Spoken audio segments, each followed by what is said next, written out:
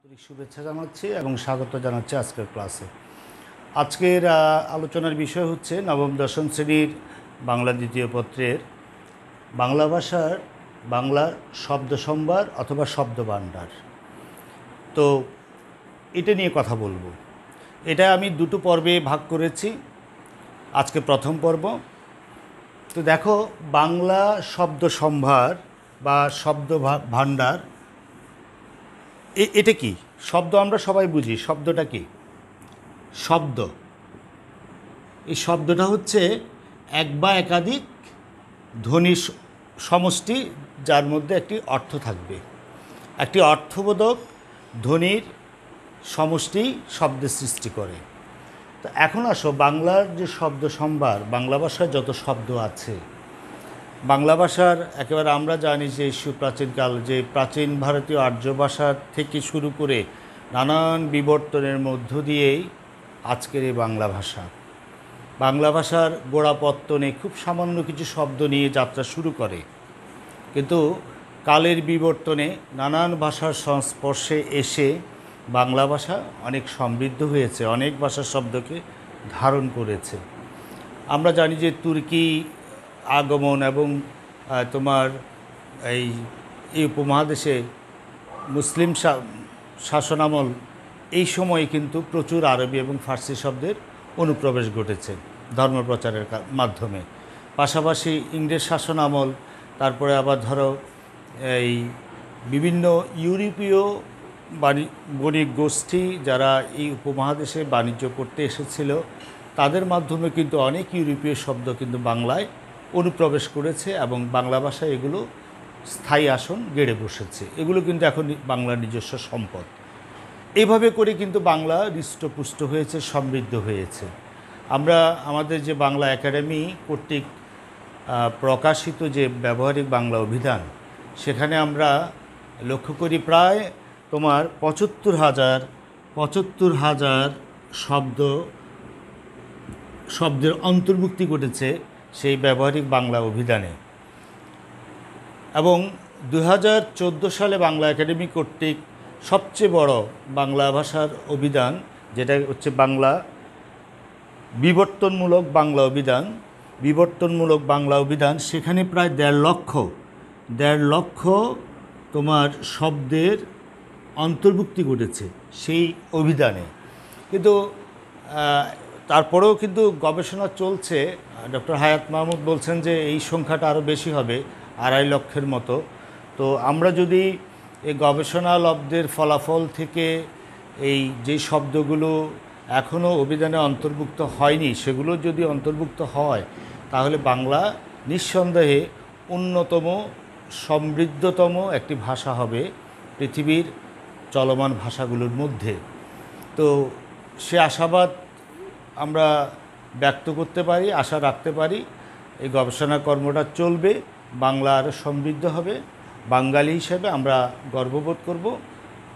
সেই প্রত্যাশা, সেই আশা রেখে আমি আমার কথা শুরু করছি। এই যে বাংলা ভাষার যে শব্দ, অনেক শব্দ আমরা আসলে এই যে সাহিত্যকর্ম থেকে শুরু করে এমনি সাধারণ মানুষের লেখনীতে বা প্রাত্যহিক কাজে যে পরিমাণ শব্দ, এটা ৬০,০০০-এর বেশি নয়, আনুমানিক ৬০,০০০ শব্দ এদিক সেদিক হতে পারে। এই পরিমাণ শব্দ আমরা কিন্তু ব্যবহৃত হতে দেখি। বিস্তর বাংলা শব্দ তারপরেও কিন্তু রয়ে গেছে, অব্যবহৃত রয়ে গেছে। তা এখন আসো যে বাংলা পণ্ডিতগণ বাংলা ভাষার এই যে বিশাল যে শব্দ সম্ভার বা শব্দ ভাণ্ডার, এটাকে বিভিন্ন দৃষ্টিকোণ থেকে ভাগ করেছেন। তা আমি বোর্ডে লিখে রেখেছি ৪টা দৃষ্টিকোণ থেকে। একটা দেখো যে গঠনমূলক শ্রেণী, গঠনগত দিক থেকে বাংলা ভাষার শব্দ সম্ভারকে দুভাগে ভাগ করা হয়। একটা হচ্ছে মৌলিক শব্দ, একটি হচ্ছে সাধিত শব্দ। অর্থমূলক দৃষ্টিকোণ থেকে এটাকে ৪ ভাগে ভাগ করা হয়: যৌগিক শব্দ, রূঢ়ি শব্দ বা রূঢ় শব্দ, যোগরূঢ় শব্দ, আর একটা হচ্ছে নবসৃষ্ট বা পরিশব্দ।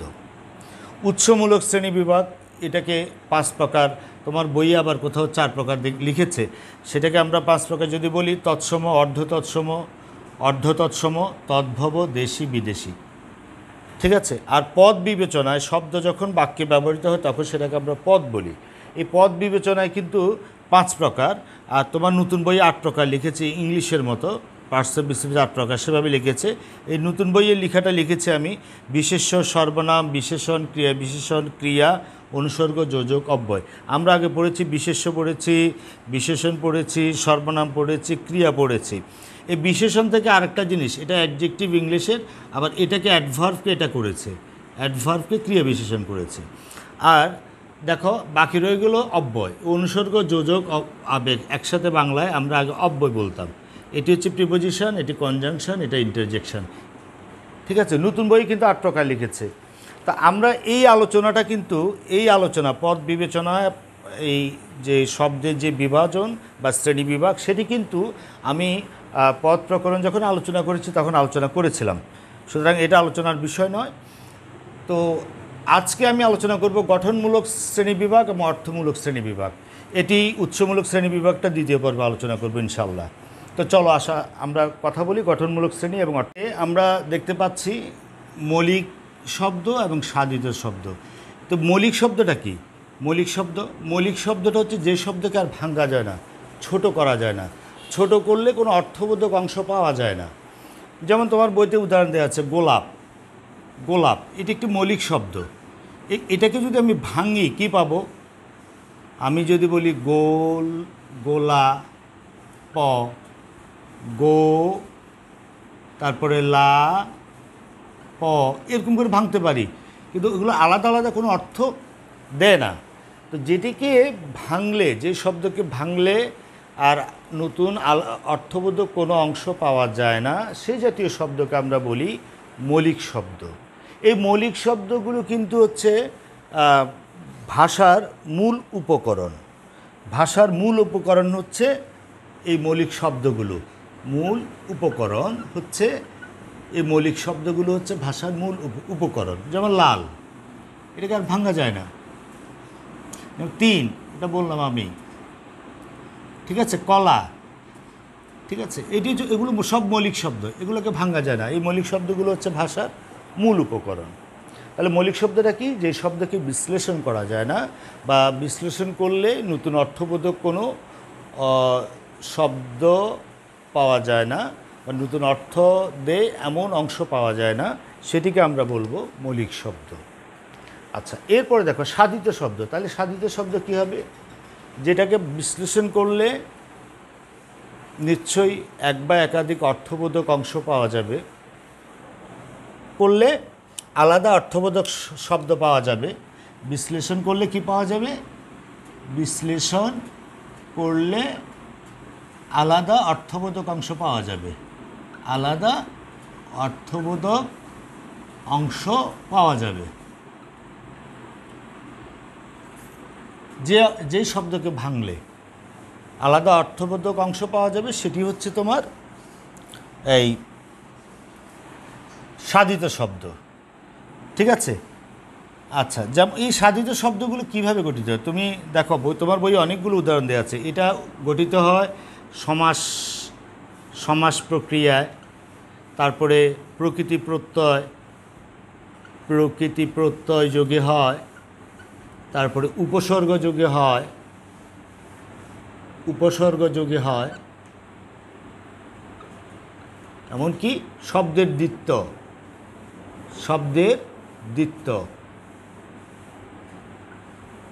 দ্বিত্ব প্রয়োগও হয়।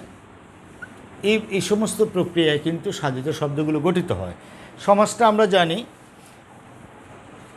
2 বা ততোধিক এই পারস্পরিক অন্বয় বিশিষ্ট শব্দ মিলে যখন একটা শব্দ গঠিত হবে, সেটি হচ্ছে সমাস। আমার বইয়ে উদাহরণ দেওয়া আছে, যেমন চাঁদ মুখ, চাঁদের ন্যায় মুখ, নীল আকাশ, চাঁদ মুখ, নীল আকাশ, নীল যে আকাশ, নীল যে আকাশ। তো সুতরাং 2 বা ততোধিক তোমার এই শব্দ মিলে যখন একটা শব্দ হবে, 2 বা ততোধিক এই পদ মিলে বা শব্দ মিলে যখন একটা শব্দ হবে, তখন সেটি হচ্ছে সমাস।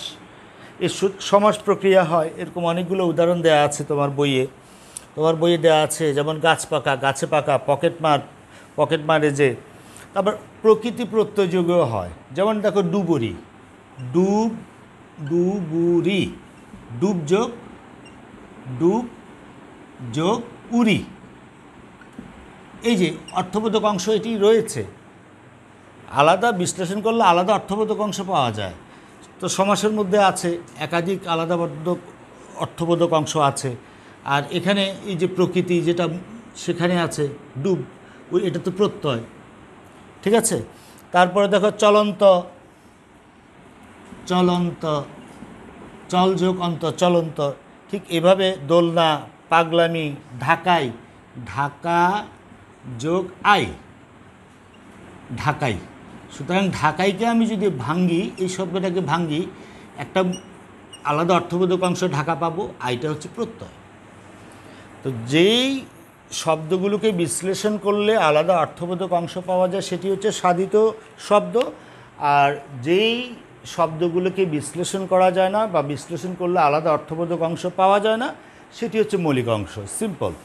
আবার শব্দের উপসর্গযোগে হয়, কিন্তু খেয়াল করো, উপসর্গযোগে হতে পারে, যেমন প্রশাসন, গরমিল, হ্যাঁ, প্র যোগ শাসন, প্রশাসন, প্রশাসন, হ্যাঁ, এটি হচ্ছে উপসর্গ। গরমিল, গড় যোগ মিল, গরমিল, উপসর্গ, উপসর্গ যোগে হচ্ছে গরমিল।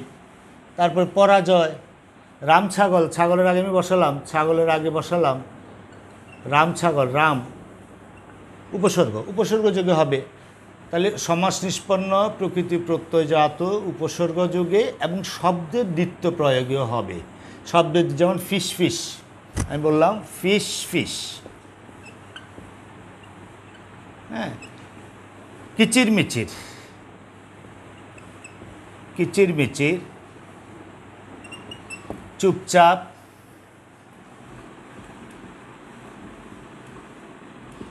প্রভৃতি। সনসন, সনসন, শব্দের দ্বিত্ব প্রয়োগ হবে। তাহলে আমরা লক্ষ্য করলাম সাধিত শব্দগুলো গঠনের যে প্রক্রিয়া সেগুলো সচরাচর হয় সমাস নিষ্পন্ন প্রকৃতি প্রত্যয়জাত উপসর্গযোগে এবং শব্দের দ্বিত্ব প্রয়োগে। এবং সাধিত শব্দটা কি? সাধিত শব্দটা হচ্ছে যেই শব্দগুলোকে বিশ্লেষণ করলে আলাদা অর্থবোধক অংশ পাওয়া যায়, এক বা একাধিক আলাদা অর্থবোধক অংশ পাওয়া যায়। সমাসের ক্ষেত্রে, সমাস নিষ্পন্ন পদের ক্ষেত্রে একাধিক আলাদা অর্থবোধক অংশ পাওয়া যায়। আর অন্যান্যগুলোর ক্ষেত্রে উপসর্গযোগে প্রকৃতি প্রত্যয়যোগে সেখানে একটা অংশ পাওয়া যায়। শব্দের দ্বিতীয়তে একাধিক আলাদা অর্থবোধক অংশ পাওয়া যাচ্ছে। আচ্ছা, তাহলে সাধিত শব্দের সংজ্ঞাটা হচ্ছে বিশ্লেষণ করলে আলাদা অর্থবোধক অংশ পাওয়া যাবে। আর মৌলিক শব্দের সংজ্ঞাটা হচ্ছে যেটাকে বিশ্লেষণ করলে আলাদা অর্থবোধক অংশ পাওয়া যাবে না বা যেটাকে বিশ্লেষণ করা যায় না। ক্লিয়ার? আচ্ছা, এবার আসো অর্থমূলক শ্রেণীবিভাগ। অর্থমূলক শ্রেণীবিভাগ 4 প্রকার, আগে বলেছি আমরা। এই 4 প্রকার কী কী? 1 হচ্ছে তোমার যৌগিক শব্দ, 2 হচ্ছে রূঢ় বা রূঢ়ি শব্দ, 3 হচ্ছে যোগরূঢ় শব্দ এবং 4 হচ্ছে নবসৃষ্ট শব্দ বা পরিশব্দ। প্রথমে দেখো যৌগিক শব্দ। যৌগিক শব্দের সংজ্ঞাটা কী? যেই সব শব্দগুলোর ব্যুৎপত্তিগত অর্থ এবং ব্যবহারিক অর্থ একই, ইটিমোলজিক্যাল মিনিং, ব্যুৎপত্তিগত অর্থ এবং ব্যবহারিক অর্থ একই, সেটি হচ্ছে তোমার যৌগিক শব্দ। যেমন দেখো গায়ক, আমি তোমার বইয়ে উদাহরণ দেওয়া আছে গায়ক। গায়ক শব্দটাকে আমি যদি ভাঙি কি পাবো? গই যোগ নক। গই হচ্ছে প্রকৃতি, গই হচ্ছে গান করা, গান করে যে, নক বা অক, গায়ক, গান করে যে তাকে গায়ক বলে। সুতরাং এই যে ব্যুৎপত্তিগত অর্থ, মূল শব্দটা হচ্ছে গই বা গান করা, এখান থেকে অর্থটা একই রকম, ব্যবহারিক অর্থটা আর ব্যুৎপত্তিগত অর্থটা একই রকম। যে গান করে তাকে আমি গায়ক বলছি। ঠিক একইভাবে যেমন ধরো কর্তব্য, কর্তব্য কী হবে? ক্রি, ধাতুটা হচ্ছে ক্রি, ক্রি যোগতব্য, যা কর, ক্রি মানে কর, কৃতব্য, তব্য মানে যা করা উচিত, যা করা উচিত। সুতরাং এই যে ব্যুৎপত্তিগত অর্থ আর ব্যবহারিক অর্থ একই রকম। তারপরে দেখো তোমার মনে করো এই বইয়ে দেওয়া আছে মধুর। মধুর, মধুর কি? মধু প্রকৃতি হচ্ছে মধু যোগ র, মানে মধুর, মধুর মতো মিষ্টি ভাব সম্পন্ন, সেটি মধুর, মধুর মতো, মধুর গুণ আছে এমন মিষ্টি ভাব সম্পন্ন। তারপরে ধরো বাবুয়ানা, বাবুর ভাব, বাবু আনা, বাবু জায়গা না, বাবুর ভাব, বাবুর ভাব আছে, বাবুর মূল শব্দটা বাবু। তাহলে ব্যুৎপত্তিগত অর্থ এবং ব্যবহারিক অর্থ যখন একই হবে তখন সেটি হচ্ছে যৌগিক শব্দ। ঠিক একইভাবে দহিত্র, দহিত্র, দহিত্র হচ্ছে দুহিতা, দুহিতা, দুহিতা হচ্ছে মূল শব্দ যোগ স্ন, দুহিতা মানে হচ্ছে কন্যা, মেয়ে। তাহলে মেয়ের ছেলে, অপত্য অর্থ, মেয়ের ছেলে মানে কন্যার পুত্র, কন্যার পুত্র বা নাতি, কন্যার পুত্র বা নাতি। তো সুতরাং এই যে এই ব্যুৎপত্তিগত অর্থ ব্যবহারিক অর্থ একই থাকছে। তো যে সমস্ত শব্দের ক্ষেত্রে এই যে ব্যুৎপত্তিগত অর্থ এবং ব্যবহারিক অর্থ একই থাকছে সেটিকে আমি বলছি যৌগিক শব্দ। এখন দেখো রূঢ় বা রূঢ়ি শব্দ, রূঢ় কথাটা শুনলেই রূঢ় আচরণ, কর্কশ, একটু মানে কর্কশ ভাব আছে সেটাই বোঝাচ্ছে রূঢ় বা রূঢ়ি। তাহলে এখানে হচ্ছে যে কি তোমার ব্যুৎপত্তিগত অর্থ আর ব্যবহারিক অর্থ একই রকম থাকবে না। এই যে যৌগিক শব্দে ব্যুৎপত্তিগত অর্থ ব্যবহারিক অর্থ একই থাকছে, কিন্তু এখানে একই থাকছে না, একই থাকছে না, একই থাকবে না। ব্যুৎপত্তিগত অর্থ আর ব্যবহারিক অর্থ একই থাকবে না, এটা যৌগিক শব্দে একই থাকবে, এখানে একই থাকবে না। যেমন দেখো তোমার বইয়ে উদাহরণ দেওয়া আছে হস্তি, একটা শব্দ দেওয়া আছে হস্তি, হস্তি, হস্তিকে ভাঙলে আমরা কি পাবো? হস্ত যোগ ইন, ইন হচ্ছে প্রত্যয়। তো হস্ত হচ্ছে হাত, তাহলে হাত আছে যার, হাত আছে যার। তাহলে তুমি লক্ষ্য করো ব্যুৎপত্তিগত অর্থ হচ্ছে হাত আছে যার এমন কাউকে বোঝাচ্ছে। তা হাত আছে যার এমন কাউকে কি সেটা বোঝাচ্ছে হস্তি বলতে? প্রকৃত অর্থে ব্যবহারিক অর্থ, ব্যবহারিক অর্থ সেটা বোঝাচ্ছে না। হস্তি বলতে আমরা এলিফ্যান্ট, ওই যে একটা পশু বিশেষকে বোঝাচ্ছি, একটা পশুকে বোঝাচ্ছি, এটা পশু বিশেষকে বোঝাচ্ছি, হাতি। তো সুতরাং ব্যুৎপত্তিগত অর্থ আর ব্যবহারিক অর্থ একই থাকছে না। তো এখানে হলো যে প্রকৃতি প্রত্যয়জাত হয়েছে, প্রকৃতি প্রত্যয়জাত হয়েছে। গবেষণা দেখো আরেকটা শব্দ আছে গবেষণা, গবেষণা, গবেষণা কি? গো যোগ এষণা, তাহলে গো মানে গরু, তো গরু খোঁজা, এটারকে আমি যদি বলি এটার ব্যুৎপত্তিগত অর্থ হচ্ছে তোমার গরু খোঁজা। আসলে কি গরু খোঁজা? গবেষণা হচ্ছে রিসার্চ, ব্যাপক অধ্যয়ন, অনুসন্ধান, এই জাতীয় অর্থে কিন্তু গবেষণা শব্দটা ব্যবহৃত হয়। আরও দেখো যেমন ধরো এই তোমার বই উদাহরণ দেয় বাঁশি, বাঁশি, এই শব্দটা খেয়াল করো, বাঁশ, মূল শব্দটা হচ্ছে বাঁশ যোগ রশ্মি। তাহলে ব্যুৎপত্তিগত অর্থটা হচ্ছে বাঁশ দিয়ে প্রস্তুত, বাঁশ দিয়ে প্রস্তুত যে কোনো বস্তু।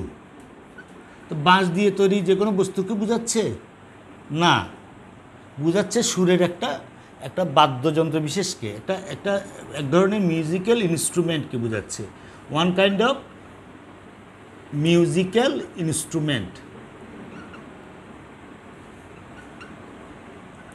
সুরের একটা বিশেষ বাদ্যযন্ত্রকে বোঝাচ্ছে। বাঁশি, বাঁশ দিয়ে তৈরি যে কোনো বস্তুকে বোঝাচ্ছে না। তো সুতরাং আমরা লক্ষ্য করলাম রূঢ় বা রূঢ়ি শব্দে ব্যুৎপত্তিগত অর্থ এবং ব্যবহারিক অর্থ একই থাকছে না। আচ্ছা, আরও দেখো তোমার বইতে দেওয়া আছে, যেমন দেখো তৈল, তৈল, তৈল হচ্ছে তিল, শব্দটা তিল যোগ স্ন, তো তিল জাতীয় পদার্থ। তো তৈল বলতে কি আমরা শুধু তিল থেকে উৎপন্ন পদার্থকে বুঝি? তিল থেকে উৎপন্ন অনেক ধরনের পদার্থ আছে, মানে উদ্ভিদজাত, এখানে উদ্ভিদজাত যে কোনো স্নেহ পদার্থকে বোঝায়। যেমন বাদাম তেল, সেটাও তেল, বাদাম তেল সেটাও তেল, বাদাম থেকে প্রস্তুত, সেটা তিল থেকে প্রস্তুত না। সুতরাং একটা অর্থকে নিচ্ছে, মানে ব্যুৎপত্তিগত অর্থটা থাকছে না, এটা চেঞ্জ হয়ে যাচ্ছে, অন্য একটা অর্থ, বিশেষ অর্থ নিচ্ছে, বিশিষ্ট অর্থ নিচ্ছে। তারপরে দেখো ঠিক একইভাবে দেওয়া আছে প্রবীণ, বইয়ে যে এক্সাম্পলগুলো আছে, প্রবীণ এটা কিন্তু উপসর্গযোগ্য হয়েছে। প্রকৃষ্ট রূপে যিনি বীণা বাজাতে পারেন, প্রটা উপসর্গ, প্রকৃষ্ট রূপে যিনি বীণা বাজাতে পারেন এমন কাউকে বোঝাচ্ছে না, বোঝাচ্ছে কি এটি এটি বয়স্ক বা অভিজ্ঞতা সম্পন্ন ব্যক্তিকে বোঝাচ্ছে, প্রবীণ। তো সুতরাং এক্ষেত্রেও আমরা লক্ষ্য করলাম এক্ষেত্রে মূল শব্দটা হচ্ছে বীণ, এই যে ব্যুৎপত্তিগত অর্থটা ঠিক থাকছে না, ব্যবহারিক অর্থটা ভিন্ন হচ্ছে। আচ্ছা, সর্বশেষ দেখো সন্দেশ, আরেকটা শব্দ দেওয়া আছে সন্দেশ। এই যে সন্দেশ, সন্দেশ সন্দেশ বলতে আমরা মিষ্টান্ন বিশেষ, ব্যবহারিক অর্থটা মিষ্টান্ন বিশেষ, কিন্তু ব্যুৎপত্তিগত অর্থটা এখানে দাঁড়াচ্ছে তোমার সম যোগ মূল শব্দটা, এখানে এই ক্রিয়া মূলটা হচ্ছে দিশ যোগ অ, তাহলে এটা সংবাদ বোঝাচ্ছে, সব দিক থেকে সমান, দিক সব দিক থেকে সমান যেটা আসবে সংবাদ। তো সংবাদ হচ্ছে তোমার ব্যুৎপত্তিগত অর্থ, কিন্তু বোঝাচ্ছে এটা কি মিষ্টান্ন বিশেষ, এক ধরনের মিষ্টান্ন বা ডেজার্ট এক ধরনের, ঠিক আছে। তো এই যে আমরা লক্ষ্য করলাম রূঢ় বা রূঢ়ি শব্দটা ব্যুৎপত্তিগত অর্থ এবং ব্যবহারিক অর্থ একই থাকবে না, একই থাকলে যৌগিক শব্দ। আর এটার গঠনটা, রূঢ় বা রূঢ়ি শব্দের গঠনটা আমরা দেখলাম যে প্রকৃতি প্রত্যয়জাত হচ্ছে এবং উপসর্গযোগে হচ্ছে, দুভাবে হচ্ছে, প্রকৃতি প্রত্যয়জাত হচ্ছে এবং উপসর্গযোগে হচ্ছে, কিন্তু মূল শব্দের অর্থের অনুগামী হচ্ছে না, বা এই ব্যুৎপত্তিগত অর্থ থাকছে না, ব্যবহারিক অর্থটা অন্য আরেকটা হচ্ছে। তো সুতরাং এই রূঢ় বা রূঢ়ি শব্দকে আমরা কি বলবো, এটা বলতে পারি প্রকৃতি প্রত্যয় এবং উপসর্গযোগে গঠিত শব্দ, যেসব শব্দগুলোর এই তোমার ব্যুৎপত্তিগত অর্থটা বা মূল শব্দের অর্থের অনুগামী না হয়ে অন্য কোনো বিশিষ্ট অর্থ জ্ঞাপন করে, সেটাকে আমি বলছি রূঢ় বা রূঢ়ি শব্দ। ক্লিয়ার? আচ্ছা, এরপরে 3 নম্বরে দেখো শব্দটা, এই আমি রূঢ় বা রূঢ়ি শব্দে তোমরা দেখেছ এটা প্রকৃতি প্রত্যয় বা উপসর্গযোগী হবে, কিন্তু এখানে হবে সমাস নিষ্পন্ন, এখানে হবে সমাস নিষ্পন্ন হবে, তারপরে সমস্যমান পদের অর্থের প্রাধান্য পাবে না, সমস্যমান পদের অর্থের অনুগামী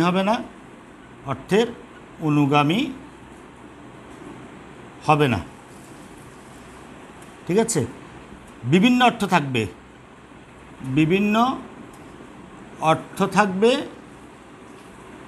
কিন্তু একটা অর্থ গ্রাহ্য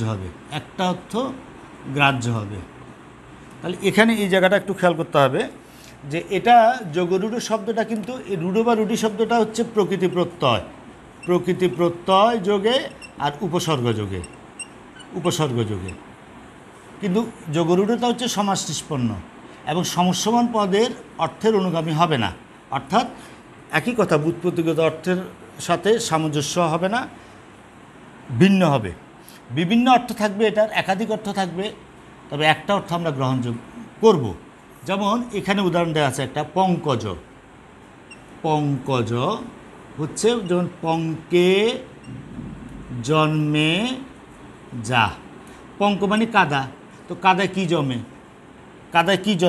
কাদায় অনেক কিছু জন্মে, কাদায় শৈবাল জন্মে, তারপরে তোমার এই ঘাস জন্মে, তারপরে কাদায় আর কি জন্মে, শালুক, পদ্ম, এরকম অনেক কিছু জন্মে কাদায়, কিন্তু কাদায় আমরা এই অর্থটা শুধু পদ্ম হবে, তাহলে অনেকগুলো অর্থ থাকবে, একটা অর্থ গ্রাহ্য হবে। আমরা শৈবালও নিচ্ছি না, ঘাসও নিচ্ছি না, শালুকও নিচ্ছি না, কিছু নিচ্ছি না, পঙ্কে যা জন্মে। তো সুতরাং সমস্যমান পদের অর্থের অনুগামী হচ্ছে না, সমাস নিষ্পন্ন হলো, সমস্যমান পদের অর্থের অনুগামী হলো না, এবং বিভিন্ন অর্থ থাকবে, একটা অর্থকে আমি নিচ্ছি, সেটি হচ্ছে পদ্ম।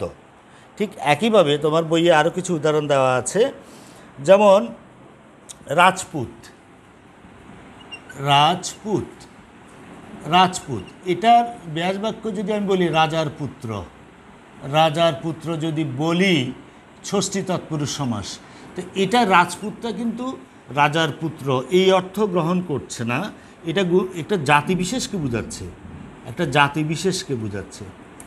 জাতিবিশেষ, রাজপুত একটা জাতি ছিল। তারপর দেখো যেমন মহাযাত্রা, একটু বোর্ডটা একটু এদিকে মহাযাত্রা হচ্ছে মহাসমারোহে যাত্রা। মহাসমারোহে যাত্রা আমরা যে যুদ্ধ জয়ের পরে যে যাত্রাটা সেটা হতে পারে, বিজয় উৎসবের পরে বিজয় উৎসবের জন্য আমরা যখন যাত্রা করি সেটাকে মহাযাত্রা হতে পারে। এরকম অনেক কিছু মহাযাত্রা হতে পারে, কিন্তু এখানে বোঝাচ্ছে মহাযাত্রা বলতে মৃত্যুকে বোঝাচ্ছে। অন্য একাধিক অনেক অর্থ থাকছে, কিন্তু একটা অর্থ সেটা হচ্ছে মৃত্যুকে গ্রহণ করছে। জলধি, আরেকটা উদাহরণ দেখো, জলধি জল ধারণ করে যাহা। তো জল কী কী ধারণ করে? যেমন পুকুরও জল ধারণ করে, তারপর আবার নদীও জল ধারণ করে, কলসও জল ধারণ করে, একটা গ্লাসও কিন্তু জল ধারণ করে। কিন্তু বোঝাচ্ছে জলধি একটা অর্থ, সেটি হচ্ছে সমুদ্রকে বোঝাচ্ছে। তো সুতরাং বিভিন্ন অর্থ থাকবে, একটা অর্থ গ্রাহ্য হবে, এটি সমাস নিষ্পন্ন হবে, সমাসবান পদের অর্থের অনুগামী হবে না। এই ধরনের শব্দগুলোকে আমরা বলছি যোগরূঢ় শব্দ। সর্বশেষ দেখো পরিশব্দ। এর আগে তোমরা পড়ে থাকবে। পরিশব্দটা হচ্ছে এই যে বাংলা ভাষায় ব্যবহৃত যে প্রচলিত তোমার যেসব এই বিদেশি শব্দগুলো আছে, সেই বিদেশি শব্দগুলোর ভাবানুবাদমূলক প্রতিশব্দ। আমি লিখছি এটাকে ভাবানুবাদমূলক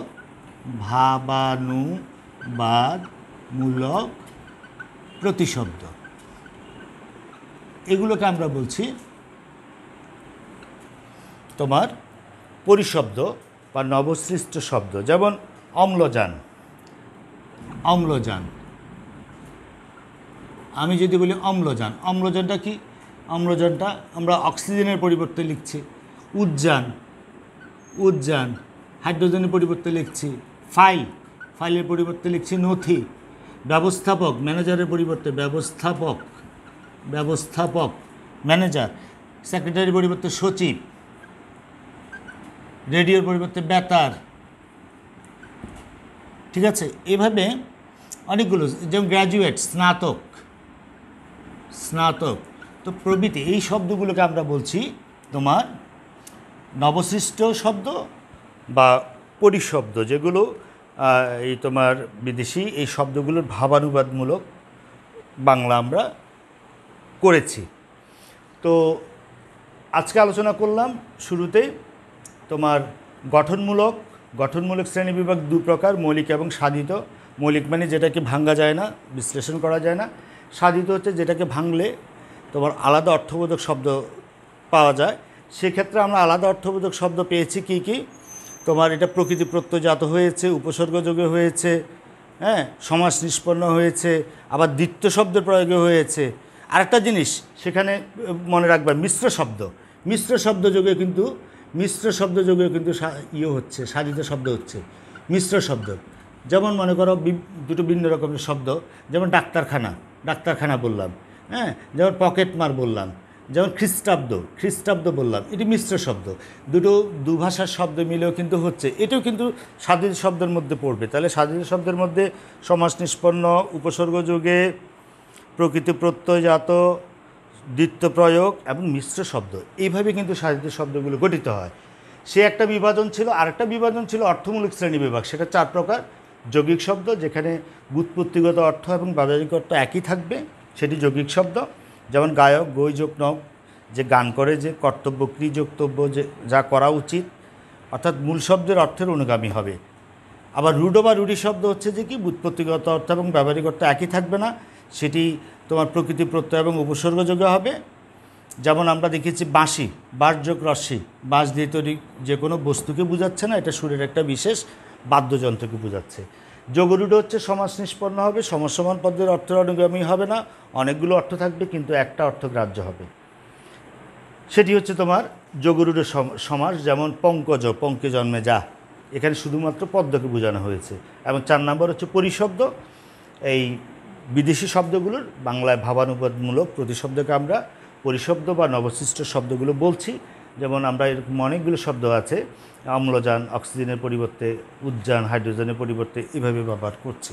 তো আজকের আলোচনা এই পর্যন্ত। পরবর্তী পর্বে আমরা উৎসমূলক শ্রেণীবিভাগটা নিয়ে কথা বলবো। সবাইকে আবারও ধন্যবাদ জানিয়ে আমার আলোচনা এখানে শেষ।